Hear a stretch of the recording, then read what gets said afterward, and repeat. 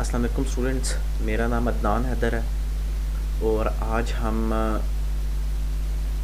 Animal form and function का topic neuron पढ़ेंगे। तो पहले हम न्यूरॉन में देखेंगे इसका स्ट्रक्चर और फंक्शन। अगर मैं न्यूरॉन के स्ट्रक्चर की बात करूं तो पहले हमें पता होना चाहिए न्यूरॉन क्या होता है। तो neuron is basically the structural and functional unit of nervous system. और अगर मैं इसकी बात करूं तो न्यूरॉन में ये कैपेसिटी होती है कि ये बड़ी तेज़ी से इम्पल्स ट्रांसमिट कर रहा होता है around about 250 mile per hour के हिसाब से। अगर मैं इसे करूं तो अप्रॉक्सीमेटली 100 मीटर पर सेकंड, मैक्सिमम जो है 120 मीटर पर सेकंड के लिहाज से ये इम्पल्स जो है वो ट्रांसमिट कर रहा होता है। अगर मैं इसके स्ट्रक्चर की बात करूं तो हमारे पास जो न्यूरॉन है it consist of two main parts. One is known as axon and the other is known as dendrites. ये दो चीज़ें जो है न्यूरॉन में बहुत इंपॉर्टेंट है। हमारे पास डेंड्राइट्स जो हैं ये क्या है? एक्चुअली हमारे पास सेल बॉडी, जिसे आप सोमा भी कहते हैं, वो स्ट्रक्चर जो है सेल बॉडी में न्यूक्लियस होता है, साइटोप्लाज्म होता है और वहाँ से ओरिजिनेट हो रहे होते हैं स्मॉल हेयर लाइक प्रोजेक्शंस। इन छोटे हेयर लाइक प्रोजेक्शंस को हम कहते हैं डेंड्राइट्स। डेंड्राइट्स का यह फंक्शन होता है कि ये किसी भी बॉडी में मौजूद बाहर से जो स्टिमुलस है, स्टिमुलस को रिसीव करते हैं और एक्सन की तरफ पहुंचाते हैं। नाउ डेंड्राइट्स जो है वो बॉडी, इनमें फ़र्क है डेंड्राइट और एक्सन में। डेंड्राइट्स जो है ये स्टिमुलस को रिसीव किया और जो इम्पल्स है उसे सेल बॉडी की तरफ लेकर जा रहे होते हैं। यानी यहाँ से डेंड्राइट ने रिसीव किया और सेल बॉडी की तरफ लेकर जा रहे हैं, ठीक है। और एक्सन का ये काम है कि सेल बॉडी से अवे लेकर जा रहे होते हैं, किसको? इम्पल्स को। तो एक्सन जो है वो हमारे पास डेंड्राइट के साथ एक अटैच स्ट्रक्चर होता है जो कि लॉन्ग इलोंगेटेड स्ट्रक्चर होता है। अगर मैं बात करूं एक्सन, तो एक्सन के गिर्द जो हैं हमारे पास एक्सन में हमारे पास सेल्स पाए जा रहे होते हैं। इन सेल्स को हम कहते हैं Schwann cells. Schwann cells basically lipid से बनी हुई एक इंसुलेशन जो है वो बना रहे होते हैं। लिपिड की एक लेयर होती है, डेंस लिपिड लेयर होती है जो कि एक्सन के गिर्द पैदा कर रहे होते हैं। इसको हम कहते हैं माइलिन शीथ। माइलिन शीथ जो है वो ज़्यादातर तमाम ही न्यूरॉन्स में पाई जा रही होती है, लेकिन जो हमारे पास हाइड्रा और सी एनिमोन है इसमें माइलिन शीथ एब्सेंट होती है, जबकि इसके अलावा बाकी तमाम इनवर्टिब्रेट और वर्टिब्रेट में ऑलमोस्ट माइलिन शीथ पाई जा रही होती है। तो एक्सन हमारे पास हो गया relatively long cylindrical process that conduct signal away from the cell body, while dendrites are those structure that receive stimulus and carry impulse towards the cell body। ठीक है, अब हम पढ़ते हैं नोड ऑफ रेनवेयर क्या होता है। एक्सन के अंदर कई रीजन्स ऐसे होते हैं जहां पर इम्पल्स जंप करके ट्रांसमिट हो रही होती है। इन रीजन्स को हम कहते हैं नोड ऑफ रेनवेयर, ठीक है। यानी ये आप कह लें गैप हैं जो आपके पूरे के पूरे एक्सन की लेंथ है, यहाँ पर सर्टन गैप्स होते हैं जहाँ पर इम्पल्स जंप होते हुए ट्रांसमिट हो रही होती है।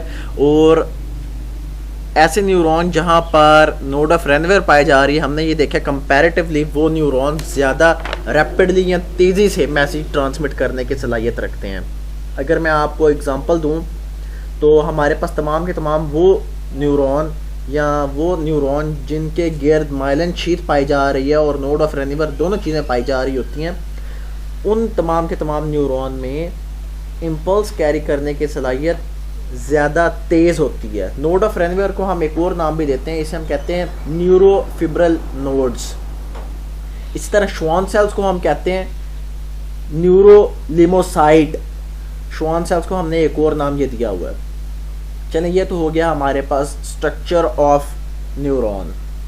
लेकिन स्ट्रक्चर ऑफ न्यूरॉन में एक और बात आपने याद रखनी है कि इनका ये फंक्शन क्या है। फॉर एग्जांपल अगर मैं सेल बॉडी की बात करूं तो सेल बॉडी का मेन फंक्शन ये होता है कि ये न्यूरॉन की ग्रोथ में, उसकी मेंटेनेंस में और उसे न्यूट्रिशन प्रोवाइड करने में अहम किरदार अदा कर रही होती है। अच्छा, जब तक सेल न्यूरॉन के पास सेल बॉडी मौजूद रहेगी ना, तो तो न्यूरॉन अगर डैमेज भी हो गया तो एक्सन और डेंड्राइट जो हैं वो दोबारा ग्रो कर सकते हैं सेल बॉडी की वजह से, अगर न्यूरॉन एक बार मैच्योर नहीं हुआ। लेकिन अगर एक बार न्यूरॉन मैच्योर हो चुका है तो फिर आपको पता है न्यूरॉन जो है उनके पास रीजनरेशन कैपेसिटी जो होती है वो कम होती है बाकी सेल्स के मुकाबले में, बाकी बॉडी सेल्स के मुकाबले में। इसके अलावा हमारे पास श्वान सेल्स, माइलिन शीथ, इनके अलावा एक और स्ट्रक्चर पाया जा रहा होता है और उस स्ट्रक्चर को हम कहते हैं निसल ग्रैन्यूल्स। निसल ग्रैन्यूल हमारे पास ग्रुप ऑफ राइबोसोम्स होते हैं जो कि गोल्ची अपरेटस और रफ एंडोप्लाज्मिक रेटिकुलम जो कि सेल बॉडी में पाए जा रहे होते हैं, ये यहाँ पर करके, ये यहाँ, तो ये उनके साथ अटैच ग्रुप ऑफ राइबोसोम्स होते हैं जो अटैच होते हैं।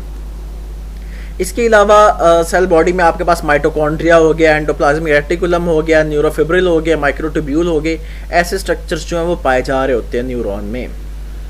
चलें अब हम पढ़ेंगे न्यूरॉन के टाइप्स। तो हमारे पास 3 किस्म के न्यूरॉन पाए जा रहे होते हैं। एक को हम कहते हैं सेंसरी न्यूरॉन, एक को कहते हैं मोटर न्यूरॉन और एक को कहते हैं इंटर न्यूरॉन। सेंसरी न्यूरॉन को हम एफरेंट न्यूरॉन भी बोलते हैं, जबकि मोटर न्यूरॉन को हम एफरेंट न्यूरॉन बोलते हैं।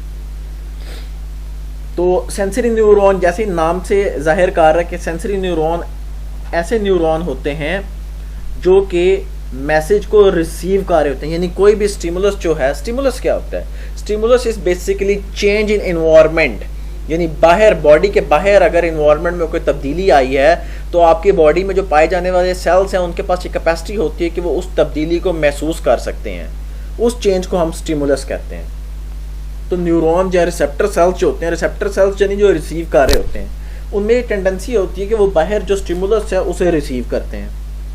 अब सेंसरी न्यूरॉन का ये फंक्शन है कि वो स्टिमुलस को रिसीव कर रहे होते हैं, और सेंसरी न्यूरॉन रिसीव करने के बाद सेंसरी न्यूरॉन का वो हिस्सा जो कि रिसीव कर रहा होता है वो डेंड्राइट्स होते हैं, और डेंड्राइट रिसीव करके दूसरे सेंसरी न्यूरॉन को पहुंचाते हैं, दूसरे सेंसरी न्यूरॉन तीसरे को पहुंचाते हैं, और इस तरह वो आगे पहुंचाते हैं इंटर न्यूरॉन्स को।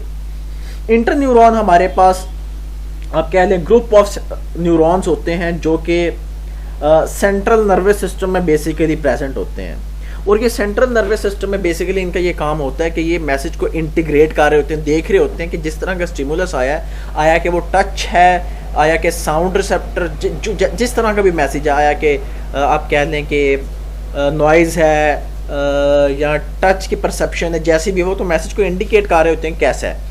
ये फिर इंटर न्यूरॉन आगे मैसेज पहुंचा देते हैं मोटर न्यूरॉन को। मैसेज इंटीग्रेट करने के बाद मोटर न्यूरॉन ये मैसेज लेकर जाता है इफेक्टर को। इफेक्टर हमारे पास मसल्स हो सकते हैं, ग्लैंड होते हैं, और जिस तरह का स्टिमुलस है उस तरह का इफेक्टर्स आगे रिस्पॉन्स देते हैं। यानी हमारे पास ऐसा ये मैकेनिज्म बन गया है कि एक बार आपके पास बाहर से कोई स्टिमुलस आया, स्टिमुलस को डिटेक्ट किया आपके रिसेप्टर सेल्स ने, रिसेप्टर सेल्स यानी आप सेंसरी न्यूरॉन कह लें, सेंसरी न्यूरॉन ने पहुंचाया आगे इंटर न्यूरॉन को, इंटर न्यूरॉन ने मैसेज को इंटीग्रेट किया और उस इंफॉर्मेशन को, उस रिस्पॉन्स को उन्होंने एक किस्म से विजुअलाइज करने की कोशिश किया कि किस तरह का ये मैसेज है। वो मैसेज बाद में उन्होंने मोटर न्यूरॉन को दिया, और मोटर न्यूरॉन ने मैसेज पहुंचाया इफेक्टर को, यानी आपके बाजू में पाए जाने वाले मसल्स या ग्लैंड्स को, कि जिस तरह का स्टिमुलस आया उनके खिलाफ उस तरह का रिस्पॉन्स दिया जाए। तो ये हमारे पास न्यूरॉन 3 टाइप्स के पाए जा रहे होते हैं। ये डायग्राम दी गई है। अच्छा, कई बार जो हमारे पास डेंड्राइट्स है ना, अगर ज़्यादा से पाए जा रहे होते हैं, जैसे कि आप कह लें कि जैसे ये ट्री लाइक पैटर्न है, तो इसे हम डेंड्राइट कहते हैं। लेकिन अगर एक ही डेंड्राइट पाया जा रहा है तो इसे डेंड्राइट नहीं कहेंगे, डेंड्रॉन कहेंगे। ठीक है, हमारे पास सेंसरी न्यूरॉन, मोटर न्यूरॉन और इंटर न्यूरॉन तीनों डिफरेंट टाइप्स के होते हैं। ये यहाँ डायग्राम दी गई है। अब हम पढ़ेंगे इसके बाद नेक्स्ट है कि neuron to neuron message transmit कैसे हो रहा होता है। यहाँ आप कह लें कि न्यूरॉन और न्यूरॉन के दरमियान कम्युनिकेशन कैसे हो रही होती है। तो न्यूरॉन और न्यूरॉन के दरमियान बेसिकली जो कम्युनिकेशन है दोनों न्यूरॉन के दरमियान, या वो होती है इम्पल्स के थ्रू। किसके थ्रू? इम्पल्स के थ्रू। अब नर्व इम्पल्स क्या होता है? नर्व इम्पल्स बेसिकली समझने से पहले आपको ये पता होना चाहिए कि साइनैप्स क्या है। तो हम पहले ये पढ़ेंगे कि साइनैप्स क्या है।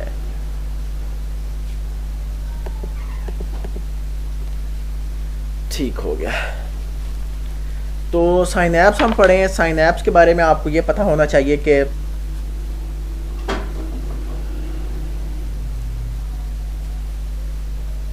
Synapse is basically gap between two neurons. आप कह लें जंक्शन है। एक न्यूरॉन जो है उसके जो एक्सन है ना, ये एक्सन के ये एंड में पाए जा रहे होते हैं एंड बल्ब्स। क्या चीज़? End bulb. तो एंड बल्ब जो होगा किसका? न्यूरॉन का। एक्सन के एंड बल्ब जो हैं ये यहाँ से एक और न्यूरॉन यहाँ पर पाया जा रहा होगा, उसके बाद एक और न्यूरॉन पाया जा रहा है, उसके बाद एक और न्यूरॉन यहाँ पाया जा रहा है। तो इधर से मैसेज ट्रांसमिट होकर इधर के एक्सन से मैसेज आ रहा होता है इस वाले के डेंड्राइट, इस न्यूरॉन के डेंड्राइट के पास। इसे हम कहते हैं प्री साइनेप्टिक नोब और इसे कहते हैं पोस्ट साइनेप्टिक। इन दोनों के दरमियान जो रीजन होगा इसे हम कहते हैं साइनेप्टिक क्लेफ्ट। क्या कहते हैं? Synaptic cleft. ठीक हो गया। अच्छा, तो अब हम साइनेप्टिक क्लेफ्ट ये देखेंगे कि यहाँ पर एक्चुअली फंक्शन क्या हो रहा होता है। तो प्री साइनेप्टिक जो आपके कह लें कि एक न्यूरॉन के एक्सन की प्री साइनेप्टिक मेम्ब्रेन जो है वहाँ से केमिकल्स एक्सोसाइटोसिस के थ्रू डिफ्यूज होकर बाहर आते हैं। बाहर आने के बाद जो रीजन है मैंने आपको बताया उसे कहते हैं साइनेप्टिक क्लेफ्ट। वो बाहर कैसे आते हैं? वो एक्चुअली वो इंफॉर्मेशन जो होती है वो केमिकल्स किस तरह के होते हैं? वो केमिकल्स होते हैं in the form of neurotransmitter. अब न्यूरोट्रांसमीटर आपके पास ऐसे केमिकल्स होते हैं जो कि न्यूरॉन में केमिकल मैसेज पहुंचाने के लिए काम कर रहे होते हैं। इनकी